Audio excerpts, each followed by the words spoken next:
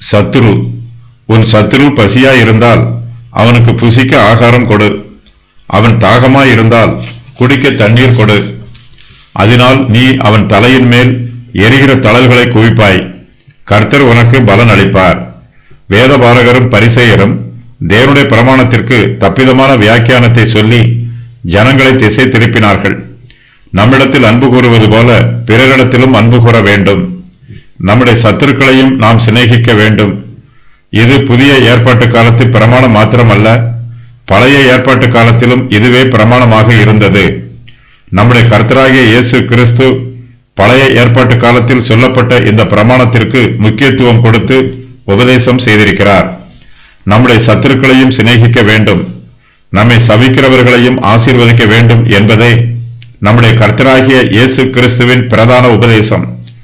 நம்முடைய சத்துரு பசியாயிருந்தால் அவனுக்கு புசிக்க ஆகாரம் கொடுக்க வேண்டும் என்றும், அவன் தாகமாயிருந்தால் அவனுக்கு குடிக்க தண்ணீர் கொடுக்க வேண்டும் என்றும் சாலமோன் ஆலோசனை சொல்லுகிறார். இதனால் கர்த்தர் நமக்கு பலன் அளிப்பார். நம்முடைய சத்துருவுக்கு நாம் நன்மை செய்வதன் மூலமாய் நாம் அவனுடைய தலையின் மேல் எரிதழலை குவிப்போம். பொன்னை புடமிடுகிறவர்கள் அதை குகையில் வைத்து உருக்குவார்கள். குகையின் கீழே அக்கினி எரிந்து கொண்டிருக்கும். அதே வேளையில் பொன்னை நன்றாக உருக்கி புடமிடுவதற்காக குகையின் மீதும் அக்கினியை போடுவார்கள். நாம் நம்முடைய சத்துருக்களுக்கு நன்மை செய்யும் போது அவனுடைய தலையின் மேல் எரிதழலை போடுவோம். பொன்னை புடமிட்டு உருக்கிய பின்பு அது சுத்த பொன்னாக மாறும். அதில் உள்ள களிம்புகள் எல்லாம் அதை விட்டு நீங்கும். அதுபோலவே நம்முடைய சத்துருக்களுக்கு நாம் நன்மை செய்யும் போது சத்துருவாய் இருக்கிற அவர்கள் நமக்கு சிநேகிதராய் மாறுவார்கள். அவர்களிடத்தில் உள்ள தீய குணங்கள், பகைமை, பொறாமை ஆகியவை அவர்களை விட்டு நீங்கும்.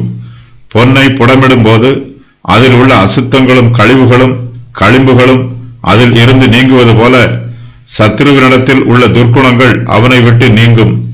சத்ருவின் சுபாவம் மாறும். தீமைக்கு பதிலாக நன்மை செய்தவர்கள். அசரியா, எலிசா.